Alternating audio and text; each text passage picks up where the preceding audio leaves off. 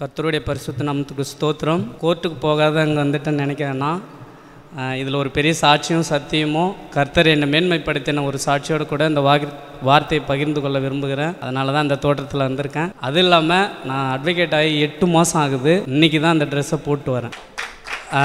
என் ஊரில் என் கிராமத்தில் நான் முதல் பட்டதாரி, முதல்ல அட்வொகேட் ஆகியிருக்கேன். ஆனால் கேஸ் எதுவும் இல்லாததுனாலையும் கர்த்தருடைய காரியம் நடக்காததுனாலையும் நான் இது வரைக்கும் போட்டு வரல. இப்போ போட்டு வந்திருக்கேன். இனி நிறைய கேஸ் கிடைக்கும்னு சொல்லி விசுவாசிக்கிறேன். கண்களை மூடி ஜெபிப்போம். ஏசப்பா, இந்த பேச போகிற வார்த்தை நான் பேசுகிற வார்த்தையல்ல, நீர் என்னையிலிருந்து பேசும். இயேசுவின் நாமத்தில் பிதாவே, ஆமேன். அதுவும் இல்லாமல் இப்போ சுகன்யா சிஸ்டர் பேசுனதில் நான் ரொம்ப கண்கலங்கிட்டேன். அழாதபடிக்கு பேசணுன்னு ஜோம் பண்ணிக்கிட்டே இருந்தேன். ஏன்னா இயேசுவின் அன்பை பேசும்போது அழாமல் இருக்கவே முடியாது. கேட்குற ஒவ்வொருத்தருக்கும் அழாமல் நிச்சயம் இருக்க முடியாது. அவருடைய பாடுகள் அப்படிப்பட்டது.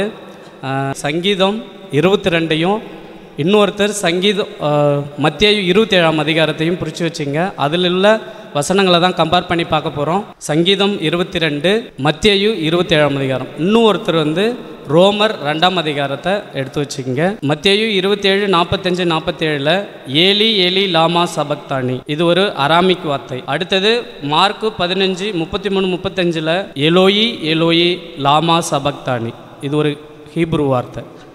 இப்படி இதற்கு அர்த்தம் சங்கீதம் 22:1 என் தேவனே என் தேவனே ஏன் என்னை கைவிட்டீர் என்று அர்த்தமாம் சொல்லிட்டு இந்த வசனத்தின் முடிவிலே வரும். இப்போ அந்த தேவனே தேவனே ஏன் என்னை கைவிட்டீர் என்ற வார்த்தையினுடைய அர்த்தம் மதிப்பிற்குரிய ஐயா அகஸ்டின் ஜெபக்குமார் அவர்களுடைய குறிப்பை சமீபத்தில் கேட்டேன். அந்நாட்களெல்லாம் சங்கீதம் சாப்டர் வைஸ் இருக்காதான். இப்போ இருக்குல்ல 1லேருந்து 150 சங்கீதம் வரைக்கும் பிரித்து இருக்கும். அதே போல் இப்போ சங்கீதம் 22 டக்குன்னு எடுத்துறீங்க. அப்போனா சங்கீத புஸ்தகம் அப்படின்னு சொல்லி ஒரு புஸ்தகமாக இருக்குமா. ஆரம்பித்து 150ஆம் சங்கீதத்தில் முடியும். அப்போ என்ன சொன்னாங்களாம், அந்த வார்த்தை எந்த வார்த்தையை வாசிக்க போகிறோமோ அந்த வார்த்தையை சொல்லி இதில் நான் முடிக்க போகிறேன் அப்படின்னு சொல்லுவாங்களாம். சிலுவையிலையும் இயேசு கிறிஸ்து தேவனே தேவனே ஏன் என்னை கைவிட்டீர் அப்படின்ற அந்த சங்கீதம் 22 தான் குறிப்பிட்டு அந்த இடத்துல சொல்லப்பட்டதா அகஸ்டின் ஜெபக்குமார் ஐயா ஒரு வெளிப்பாடு கொடுத்துருக்காரு. என்னென்னா அதில் தான் அந்த சங்கீதத்தில் தான் நான் அடைய போகிற பாடுகளை குறித்து நிறைய எழுதப்பட்டிருக்கு அப்படின்னு சொல்லியிருக்காரு. அதில் நிச்சயமாகவே சங்கீதம் 22 அணுவாக அனுபவித்து தாவீது எழுதியிருக்கார். அவர் சிலுவையில் மறிக்கலை. நீங்கள் வீடுகளில் கூட சென்று ஆழமாக தியானம் பண்ணுங்கள். நானும் நிறைய முறை சங்கீதத்தை வாசிச்சிருக்கேன். ஆனால் இப்பொழுது வாசித்த போது எனக்கு அதிக வித்தியாசமாக இருந்துச்சு. அவர் சிலுவையில் அடிக்கப்படுவதற்கு முன்னமே, இப்போலாம் நம்ம சிலுவை காட்சிகளை பார்த்து தியானித்து இவ்வளோ தூரம் சொல்கிறோம். ஆனால் அவர் அணுவாக இப்போ அனுபவித்து எழுதியிருக்கிறத இந்த வேறுபடுத்துகன்னு சொல்லுவாங்கள்ல, அதுபோல் நான் டேபிளாக பிரித்து வச்சுருக்கேன். அதை நான் இப்போ சொல்கிறேன். அதனால் அந்த வார்த்தையை சொன்னதுன்னு அர்த்தம் அதுதான், தேவனே தேவனே ஏன் என்னை கைவிட்டீர் அப்படின்னு சொல்லி சங்கீதத்தில் அந்த வார்த்தை இருக்குது. அதோட முதல் வார்த்தையை அவர் சொல்லி சிலுவையில் சொல்கிறாரு. அதே போல் இப்போ இயேசு கிறிஸ்து ரத்தம் செஞ்சிருக்கார். அதே போல் பரிசுத்த ஆவியானவர் எவ்வளோக்கு எவ்வளோ உண்மையானவர், எல்லாரோடும் பேசுகிறார். 7 வார்த்தையும் வெவ்வேறு இடங்கள்லேருந்து தியானிச்சிருக்கோம். ஆனாலும் எல்லா வார்த்தையும் ஒன்று கனெக்ட் ஆகுது. பாஸ்டர் எங்கே இருக்கார், நாங்கள் 7 பேர் 7 இடத்துலேருந்து வரோம். ஆனால் பாஸ்டர் ஆரம்பத்துலேருந்தே ஆக்சிடெண்ட் ஆனால் பிளட் ஏற்றுவாங்க அப்படின்னு சொல்லி ஒரு சம்பவத்தை சொன்னார். நானும் அதை எழுதி வச்சுருக்கேன். இப்போ ஒரு ஆக்சிடெண்ட் ஆகிடுச்சு அப்படின்னா ரத்தம் தேவைப்படும், உடனடியாக அந்தந்த குரூப் ரத்தம் தேவைப்படும், ஏற்றுவாங்க. அப்போ இப்போ நான் உங்ககிட்ட ஒரு கேள்வி கேட்குறேன். இப்போ ஒரு அவசர பிரிவில் ஒருத்தர் ஆக்சிடெண்ட் ஆகி இருக்கார். அவருக்கு மார்ஜரில் இருக்கிற ஒருத்தருடைய ரத்தத்தை ஏற்ற முடியுமா? ஏன் ஏற்ற முடியாது? அந்த ரத்தத்துக்கு உயிர் இல்லை. அப்படி ஏற்றினா என்ன ஆகும்? அவரும் அந்த ஆக்சிடெண்ட்டாக இருக்கிற அவரும் செத்துருவார். அவரும் மனுஷன். ஆனால் இயேசுவும் மனுஷனாக வந்தார். அவரும் மரித்தார், ரத்தம் சிந்தினார். ஆனால் அவருடைய ரத்தத்தை நம்ம இவ்வளோ நேரம் பாடல்களாக பாடினோம். அது மட்டும் எப்படிங்க நம்ம உடம்பு ஏற்றுக்குது? அது ஜீவன் இருக்குது. இன்றைக்கும் இயேசுடைய ரத்தம் ஜீவனுள்ள ரத்தம். அது சாதாரண மனிதனுடைய ரத்தம் இல்லை. அது ஒரு சாதாரண மனிதனுடைய ரத்தமாக இருந்தால் கிளாட் ஆகிருக்கும். அது இன்னொருத்தருடைய உடம்புல செலுத்துவதற்கு ஏதுவுள்ள ரத்தமாக இருக்கும். இன்றும் பேசப்படுகிறது என்றால் அந்த இரத்தத்தில் ஜீவன் இருக்குது, உயிர் இருக்குது. அந்த ரத்தத்தை நம்ம ஜப எண்ணெயாக தண்ணியாக மாற்றி வீடுகளில் என்ன பண்ணுறோம், தெளிக்கிறோம். அது நம்மளுக்கு பாதுகாப்பை தருது, அது நமக்கு சுகத்தை தருது. ஆகையினால தான் இயேசு கிறிஸ்துவின் ரத்தத்தை நம்ம சாதாரணமாக நினைக்கவே கூடாது. வெளியேறப்பட்ட ரத்தம், சிந்தப்பட்ட ரத்தம் அப்படின்னு சொல்லி அந்த ரத்தத்திற்கு பல பேர் இருக்குது. இதில் அவர் அது ஒரு சாதாரண மனிதனாக அவர் வரலை. கன்னி மரியாள் வயிற்றில் ஒரு கணவன் மனைவி இணையாமல் பரிசுத்த ஆவியின் நிறைவினாலே அவர் உருவாகி அந்த ரத்தம் உருவானதுனால அது வெளியேறப்பட்ட ரத்தமாக இருக்குது.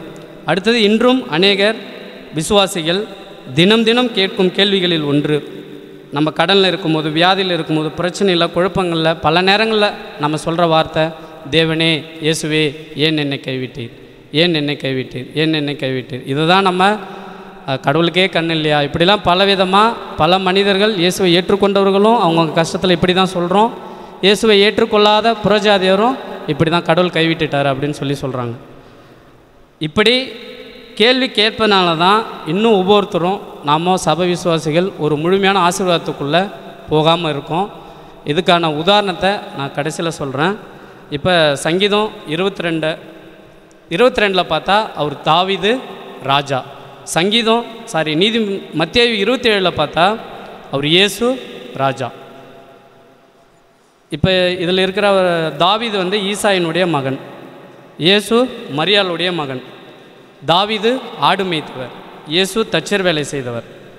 தாவீது ராட்சதன் கோலியாத்தை வென்றவர், இயேசு சிலுவையிலே பிசாசனுடைய தலையை நசுக்கினவர்.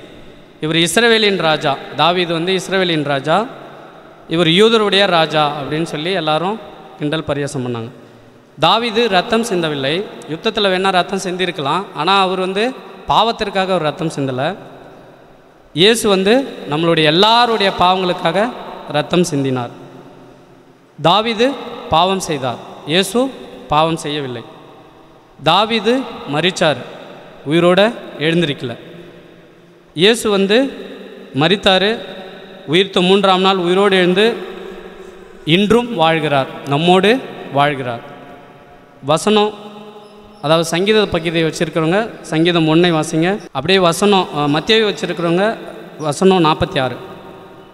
அதாவது எதுக்கு இந்த பகுதி இப்போ வாசித்து காமிக்கிறேன்னா, இதுவும் அதுவும் அவ்வளோ ஒத்து போகுது.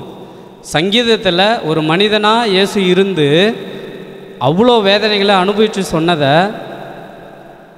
இயேசு கிறிஸ்து அனுபவித்ததை தாவீது முன்னமே அவருடைய கஷ்டங்களை அனுபவித்து சொல்லியிருக்காரு. அது வசனம் 7, சங்கீதத்தில் வசனம் 7. அப்படியே மத்தேயுவில் வசனம் 39-40.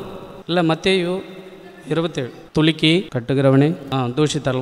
சங்கீதத்தில் வசனம் 8, சங்கீதம் 22:8. மத்தேயு வசனம் 43, சங்கீதம் வசனம் 16-18. ஆமேன். அப்படியே மத்தேயுவில் வசனம் 27-35. ஆமேன். சங்கீதத்தில் தாவீது சொன்னபடியெல்லாம் இயேசு கிறிஸ்து மத்தேயுவில் நிறைவேற்றுகிறார். அப்போ அவர் எவ்வளோ அனுபவித்து அவர் கஷ்டத்தில் அனுபவித்து சொல்லியிருக்கார் பாருங்கள். அதே போல் என்னை விசுவாசிக்கிறவன் எவனோ அவன் அனுதினமும் தன் சிலுவை எடுத்துக்கொண்டு என்னை பின்பற்ற கடவுன்னு சொல்லியிருக்கார். அப்போ அன்றைக்கி தாவீது ராஜாவுக்கே இவ்வளோ பாடுகள் என்றால், நாம் இப்போ ஏற்றுக்கிட்டு எல்லாவற்றையும் அறிஞ்சிருக்கிறோம். வேதத்தின் பிரகாரம் வேதத்தை ஆரம்பத்துலேருந்து இப்போ வரைக்கும் வாசித்தோம்னா நம்மளுக்கு A to Z தெரியும். தெரிஞ்சும் நம்ம துணிகரமாக தான் சில நாட்களில் செயல்படுறோம். ஆகையினால் இந்த நாட்களில் நம்ம மறுரூபமாகி கர்த்தருக்காக பயன்பட நம்ம ஒப்பு கொடுப்போம். சங்கீதம் 22 இருக்கிற பாடுகளையும் மத்தேயு 27 இருக்கிற பாடுகளையும் சற்று தியானித்து நான் முடிச்சுக்கிறேன். சங்கீதத்தில் மனுஷரால் நிந்திக்கப்பட்டேன், ஜனங்களால் அவமதிக்கப்பட்டேன், என் தலையை துலுக்கி உதட்டை பிதுக்கி பரியாசம் பண்ணினார்கள். ஆபத்து கிட்டி இருக்கிறது, சகாயரும் இல்லை. அநேகம் காளைகள் என்னை சூழ்ந்திருக்கிறது, பலத்த எருதுகள் என்னை வளைந்து கொண்டது. பீரி கெட்சிக்கிற சிங்கத்தைப் போல் என் மேல் தங்கள் வாயை திறக்கிறார்கள். தண்ணீரைப் போல ஊற்றுண்டேன், என் எலும்புகளெல்லாம் கட்டுவிட்டது. என் இருதயம் மெழுகு போலாயிற்று, என் குடல்களின் நடுவே உருகிற்று. என் பெலன் ஓட்டை போல காய்ந்தது, மேல் வாயோடு என் நாவு ஒட்டி கொண்டது. என்னை நாய்கள் சூழ்ந்து இருக்கிறது, பொல்லாதவர்களின் கூட்டம் என்னை வளைந்து கொண்டது. என் கைகளையும் கால்களையும் உருவ குத்தினார்கள், என் எலும்புகளெல்லாம் எண்ணலாம். என் உடையின் பேரில் என் வஸ்திரங்களை தங்களுக்குள்ளே பங்கிட்டு என் உடையின் பேரில் சீட்டு போட்டார்கள் அப்படின்னு சொல்லி தாவீது சங்கீதத்தில் சொல்லியிருக்காரு. அடுத்தது மத்தேயு 27 இயேசு அனுபவித்த வேதனையெல்லாம் பார்த்தீங்கன்னா, பரபாசையோ இயேசுவையோ யாரை விடுதலையாக்க வேண்டும்? பரபாசை விடுதலையாக்கி இயேசுவை சிலுவையில் அறையும்படி ஒப்பு கொடுத்தார்கள். அவர் வஸ்திரங்களை கழற்றினார்கள். அவருடைய வஸ்திரத்தை கழட்டுறது என்பது உச்சக்கட்ட அவமானம். ஒருத்தருடைய ட்ரெஸ்ஸை அழுத்துட்டா அது நிர்வாண கோலம். அப்போ இயேசுவை உச்சக்கட்ட அவமானத்துக்குள்ளாக அழைச்சிட்டு போனாங்க. அடுத்து சிவப்பான மேலங்கியை உடுத்தினார்கள். அவருடைய ரத்தம் வெளியிலே தெரியக்கூடாது என்பதற்காக சிவப்பான ஒரு மேலங்கியை உடுத்தி அவர்களை அடித்து அந்த சிவப்பான மேலங்கியெல்லாம் ரத்தமாக மாறிச்சு.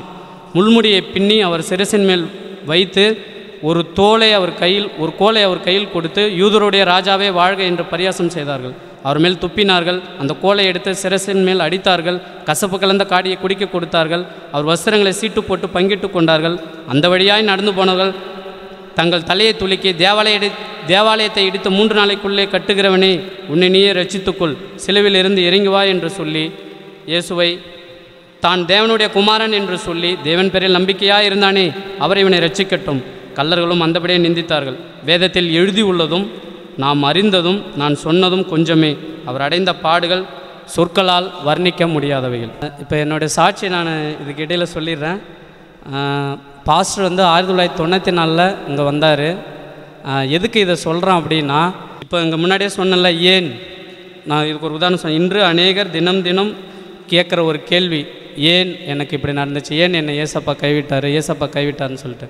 நானும் இந்த மாதிரி தான் சபைக்கு வந்து கொண்டிருந்த அநேக நாட்களில் ஏன் நமக்கு ஒரு அற்புதம் நடக்க மாட்டேது, ஏன் நம்ம கடன்லேருந்து வெளியே வர மாட்டோம் அப்படின்னு சொல்லி ஏன்னு சொல்லி தான் கேள்வி நிறைய கேட்பேன். கேட்குறது இல்லாமல் இங்கே சர்ச்சு ஆரம்பிக்கிறதுக்குள்ளேருந்து நான் சர்ச்சுக்கு வந்துட்டு இருக்கிறப்பெல்லாம் எனக்கு நிறைய பிரச்சனை. காசு இருக்காது. மேலத்தானூர்லேருந்து நடந்தே வருவான். நான் ஒரே ஒரு ட்ரெஸ் தான் சண்டே ஆனால் போட்டுட்டு வரும். சண்டேக்குன்னு ஒரு ட்ரெஸ் எடுத்து வச்சுருப்பேன். அது தொடர்ந்து இந்த ஞாயிற்றுக்கிழமை தான் போட்டுட்டு வரும். பாஸ்டர் கூட ஒரு நாள் கூப்பிட்டு கேட்டார், ஏன்ப்பா ஒரே ட்ரெஸ்ஸாக போட்டு வர. அது நல்லா எனக்கு ஞாபகம் இருக்குது. ஆரஞ்சு கலர் ட்ரெஸ்ஸு, ஒரு காப்பி கலர் ட்ரெஸ், அது மட்டும் போட்டு வரும். வீட்டிலாம் இருந்தால் ஏதோ ஒரு துணியை போட்டுக்கிட்டு இருப்பான். இப்படிலாம் கஷ்டத்தின் மத்தியில் வரும்போது ஏன்னு கேட்பேன். அப்போல்லாம் நான் பெருசாக எந்த தப்பும் பண்ணலை.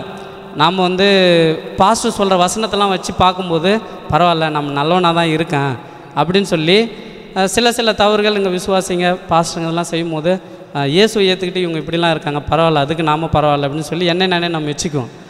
இப்படி தான் நான் அநேக நாள் இருந்து என்னாச்சு, ஒரு நாள் ஆண்டவர் பேசினார். என்னென்னா, நீ சபையை குறித்து போதகர் குறித்து இப்படிலாம் தவறுதலாக நீ நினச்சிக்கிட்டு உடனே நீயே உயர்த்த மிஞ்சின நீதிமானாக இராதேன்னு சொல்லிலாம் வசனம் இருக்குது. இதெல்லாம் வாசிக்கிற நாட்களில், ஏன்னா நான் புதுசு, இதுக்கு முன்னாடி எங்கள் வீட்டில் யாரும் வேதத்தை பற்றி தெரிஞ்சவங்க இல்லை, வேதத்தை பற்றி சொல்லி கொடுக்குறவங்க இல்லை. பாஸ்டர் தான் எனக்கு எல்லாமே. அதனால தான் எனக்கு ஒரு சிறந்த ஆவிக்குரிய தகப்பன் அவர். நான் அவரை பற்றி நிறையா பேசணும்னா எனக்கு கண் கலங்கிடும். தியானிக்கும் போதே ரொம்ப அழுதுட்டேன். மொபைலில் கூட பாஸ்டர் நேம் சேவ் பண்ணி வச்சுருக்கும் போது இப்படி தான் வச்சுருக்கேன். ஒரு தாயை போல், ஒரு தாய் ஒரு குழந்தைய தூக்கி எப்படி முத்தம் கொடுப்பாங்களோ அப்படி தான் வச்சுருக்கேன். நான் பாஸ்டர் அந்த அளவுக்கு பார்க்குறேன். ஆனால் நான் அவரை பற்றி ஆரம்ப நாட்களில் அவர் ஏதாச்சும் எனக்கு பேசிட்டாலோ இல்லை முதல் எப்படி நான் அதை உணர்ந்தேன்னா, நான் லவ் மேரேஜ் பண்ணிவிட்டு நானும் என் மனைவி வரப்போ பாஸ்டர் எங்களுக்காக ஜோம் இல்லை, ஊர்லேயும் என்னை யாரும் ஏற்றுக்கல, இங்கேயும் வந்தப்போ பாஸ்டரும் ஏற்றுக்கலையேன்னு சொல்லிவிட்டு நான் ரொம்ப கஷ்டப்பட்டேன். அப்போ அதுலேருந்தே பாஸ்டரோட நான் கசப்போடு தான், பாஸ்டர் என்னை ஏற்றுக்கலையேன்னு சொல்லிவிட்டு கசப்போடு தான் நிறைய நாட்கள் அவர் கூட பேசியிருக்கேன், பழகியிருக்கேன். அப்படிலாம் இருந்தப்போ ஆண்டவர் ஒரு நாள் பேசினார். அதுதான் ரோமர் 2:1-2 வசனங்கள் வாசிங்களா. மற்றவனை குற்றவாளியாக தீர்க்கிறவனே, நீ யாரானாலும் சரி, போக்கு சொல்ல உனக்கு இடமில்லை. நீ குற்றமாக தீர்க்கிறவைகள் எவைகளோ அவைகளை நீயே செய்கிறபடினால் நீ மற்றவர்களை குறித்து தீர்ப்பு அப்படின்னு சொன்னவொடனே நான் எதுக்கு இப்படி குற்றவாளி ஆகணும்னு சொல்லி மன்னிப்பு கேட்டு ஒப்பு கொடுத்தப்ப இன்றைக்கி ஆண்டவர் அதற்கப்புறம் என்ன பண்ணார், நாளுக்கு நாள் உயர்த்த ஆரம்பித்தார். பாஸ்டரையும் என்னையும் நான் கம்பேர் பண்ணி பார்த்துக்கிட்டேன். அதுவும் ஒரு டேபிளாக வச்சுருக்கேன். அது சொல்லணும்னா நேரம் பத்தாது, இருந்தாலும் நான் குயிக்காக சொல்ல பார்க்குறேன். பாஸ்டர் 1994 அங்கே வந்தார். அப்போ நான் 1வது படிச்சுக்கிட்டு இருக்கேன். என்னோடய டேட் ஆஃப் பர்த் 1988. எப்படி பாஸ்டரும் என்னையும் ஆண்டவர் இணைச்சி என்னை எப்படி மேன்மைப்படுத்தினான்றதை நான் சுருக்கமாக சொல்லி முடிச்சிடுறேன். 1ஆம் வகுப்பு நான் படிச்சுட்டு இருந்தேன். அப்போ நான் இயேசுவை பற்றி தெரியாது. 1ஆம் வகுப்பு 2ஆம் 3ஆம் வகுப்பு படிக்கும்போது ஐப்பொங்கலுக்கு 3 வருஷம் போயிருக்கேன். நான் எல்லாம் இந்து பேக்ரவுண்ட்லேருந்து ரசிக்கப்பட்டேன். அடுத்தது ஒரு 9th படிக்கும்போது நான் ரசிக்கப்பட்டேன். அப்போது எனக்கு ஒரு புதிய ஏற்பாடு என் ஃப்ரெண்டு ஜோசப் கொடுத்தான். அதில் பார்த்தா பாஸ்டர் சீல் குத்தி இருந்துச்சு. ஏன்னா அப்போல்லாம் இப்போல்லாம் இயேசு பற்றி தெரிஞ்சதுக்கு எத்தனையோ வழிகள் இருக்குது. ஆனால் அப்போ ரொம்ப கஷ்டம். அப்போ நான் சபைக்கு வந்தேன். பாஸ்டர்கிட்ட அந்த பைபிளை காட்டும் போது இது என்னுடைய சீலுன்னு சொன்னார். அவர் ஓடி ஆடி சுவிசேஷம் செஞ்சதில் நான் ஒருவன் ரட்சிக்கப்பட்டனும் போது ரொம்ப சந்தோஷம். அடுத்தது பாஸ்டர் வந்து பிரசங்கம் பண்ணும்போதெல்லாம் நிறைய பிரசங்க குறிப்பெல்லாம் எடுப்பேன். அடுத்தது கல்யாணம் ஆன உடனே எனக்கு ஒரு ஆக்சிடென்ட் ஆகிடுச்சு. அதில் என் நண்பன் இறந்துட்டான். எனக்கு இந்த வலது கையும் ஆக்சிடென்ட் ஆகிடுச்சு. அப்போல்லாம் ஒரு பிள்ளையை போல் எனக்காக ஜோம் பண்ணது பாஸ்டர் தான். அதுலேருந்துலாம் மீண்டு வந்து பிகாம் முடித்து, அடுத்து எம்பிஏ முடித்து, எல்எல்பி முடித்து, இப்போ எல்எல்எம் படிச்சுக்கிட்டு இருக்கேன். மேலத்தானூர்லேருந்து ஹைகோர்ட்டுக்கு போன ஒரு முதல் ஆள் நான் அப்படின்னு நினைக்கும் போது ஆண்டவர் இந்த அளவுக்கு உயர். இது இல்லாமல் கவிஞர், எழுத்தாளர், அடுத்தது வரி ஆலோசகர், அடுத்தது பத்திரிகையாளர், இப்படி நிறைய போஸ்டிங்கள் நிறைய டிபார்ட்மெண்ட்டில் ஒர்க் பண்ண உதவி செஞ்சார் ஆண்டவர். இதுக்கு எல்லாமே காரணம் எதுனா பாஸ்டர் எனக்காக ஜெபிச்சதுன்னு சொல்லி நான் விசுவாசிச்சு அதிலிருந்து நான் பாஸ்டரை மனதளவில் கூட நினச்சதில்லை. யார் எது சொன்னாலும் எங்கள் வீட்டில் கூட மற்றவங்க யார் எது சொன்னாலும் அப்படிலாம் ஊழியரையும் குறை சொல்லக்கூடாது, நம்ம உயர்வுக்கு அதுவே ஒரு பெரிய தடன்னு சொல்லி நான் உணர்ந்ததுனால இன்னைக்கு நான் உயர்வு அடைஞ்சிருக்கேன். தேவனே ஏன் என்னை கைவிட்டேன்னு இயேசு அன்னைக்கு சொன்னார். இன்னைக்கு யாரும் அந்த வார்த்தையை நீங்கள் சொல்லக்கூடாதுன்னா ஊழியத்தையும் நேசிங்க. இது வரைக்கும் எப்படி இருந்தீங்களோ எனக்கு தெரியாது. ஏன்னா நிறைய பேர் ஊழியரையும் இந்த ஊழியத்தை நேசிச்சது எனக்கு நல்லாவே தெரியும். அதனால் உயர்வு அடைஞ்சவங்க நிறைய பேர் குறை சொல்லிட்டு போயிருக்கலாம், பரவாயில்ல. இனி இருக்கிற கொஞ்சம் பேராவது ஊழியரை நேசிங்க, கனப்படுத்துங்க. நிச்சயமாகவே கர்த்தர் நம்மளை ஆசீர்வதிப்பார். கடைசியான ஒரு வசனம் சங்கீதம் 22:23. கர்த்தருக்கு பயப்படுகிறவர்களே அவரை துதியுங்கள், யாக்கோபின் சந்ததியாரே நீங்கள் எல்லாரும் அவரை கனம் பண்ணுங்கள், இஸ்ரவேலின் வம்சத்தாரே நீங்கள் எல்லாரும் அவர் பேர் பயபக்தியாக இருங்கள். சங்கீதம் 22:23. இந்த வசனத்தின்படி பாஸ்டர் வந்து எனக்கு சிறந்த ஆவிக்குரிய தகப்பன். அவர் என்னுடைய தரிசன தலைவர். எனக்கு அவர் உத்தரவாதி. இயேசுவை டீப்பாக எனக்கு அறிமுகம் செய்தவர். நான் இவரை போல் ஜோம் பண்ணி நான் நிறைய இடத்துல நிறைய சபைகளுக்கு போயிருக்கேன்ல, அதில் பாஸ்டர் போல் நான் நிறைய பேரை பார்த்ததில்லை. நிறைய இந்த மாதிரி ஸ்தாபனத்துக்கு இதே ஏஜி சபையிலேயே ஸ்தாபனத்துக்காக எல்லாவற்றையும் எழுதி வச்சது போனதெல்லாம் பார்த்ததில்லை. அங்கெல்லாம் வேறு மாதிரி இருக்குது. அதனால் நமக்கு அடித்த பாஸ்டர் ரொம்ப முக்கியமானவர். அவர் தரிசன தலைவன். அவர் கொண்டு வந்த தரிசனத்தை இந்த திருக்கோளூர் பட்டணத்தில் நிச்சயம் நிறைவேற்றுவார். இன்னொன்று, நீங்கள் ஏற்றுக்கொண்டாலும் ஏற்றுக்கொள்ளாவிட்டாலும் உலக இரட்சகர் என்ற ஒரு பெயர் எதற்காக பாஸ் வச்சாருன்னு தெரியல. ஆனால் உலகத்துக்கே ஒரு ரட்சிப்பு. இப்போ சிஸ்டர் சொல்லும் போது கூட சொன்னாங்க, உலக இரட்சகர்னு சொல்லி நமக்கு முக்கிய ஒரு ஆவிக்குரிய எழுப்புதல் இருக்குது அப்படின்னு சொல்லி சொன்னார். எழுப்புதல் காலத்தில் நம்ம ஒரு முக்கிய பங்கடைவோம், வரலாற்றில் ஒரு முக்கிய இடத்தை பிடிப்போம்னு சொல்லி இதன் மூலம் தெரிவிச்சுக்கிறேன். அப்பா, இப்பொழுதும் இந்த வார்த்தையை கொடுத்ததற்காக ஆண்டவரே, நாங்கள் ஊழியரையும் குறை சொல்லாதபடிக்கு இனி வருகின்ற ஒவ்வொரு நாட்களிலும் ஊழியத்திற்கு ஒரு தூணாய் இருக்க என்னையும் எங்களையும் எடுத்து பயன்படுத்தும். இதுவரைக்கும் நாங்கள் பேச எல்லாவற்றையும் மன்னிங்க. இயேசு கிறிஸ்துவின் நாமத்தில் பிதாவே, ஆமென்.